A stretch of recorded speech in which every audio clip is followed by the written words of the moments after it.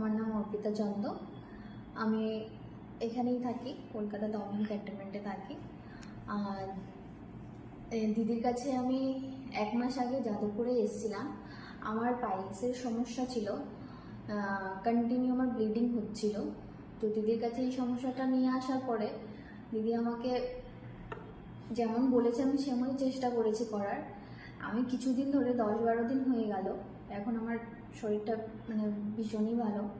আর আগে যেমন আমার মানে উইক লাগতো, শরীরটা ক্লান্ত কেমন টাইপের একটা ফিল হতো, সেইগুলো বন্ধ হয়ে গেছে। এখন মোটামুটি মানে আমি ঠিক আছে এইসব খেয়ে দিদি যেমন করে বলে। আজকে কোথায় এসছো অর্পিতা, বলে দাও সবাইকে। এসছি ওয়েস্ট সাইডে। আমি দিদিকে বিগত 15-20 দিন পরে মানে দেখাতে এসছি। তোমার শরীর এখন কেমন আছে, মানে প্রবলেমগুলো বলো। শরীর মোটামুটি আমার এখন ভালো, মানে আমার যে ব্লিডিংয়ের প্রবলেমটা যে কমেছে, কনস্টিপেশনের যে প্রবলেমটা কমেছে, এটাই অনেকটা।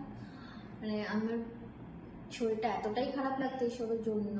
তো থাইরয়েড ছিল, থাইরয়েডটা আমার অনেকটা কমে গেছে, মানে একদমই কমে গেছে। তো আমি ওষুধ থাইরয়েডের জন্য কখনোই খাইনি, এইসব খাবার খেয়েই আমার থাইরয়েডটা কমেছে।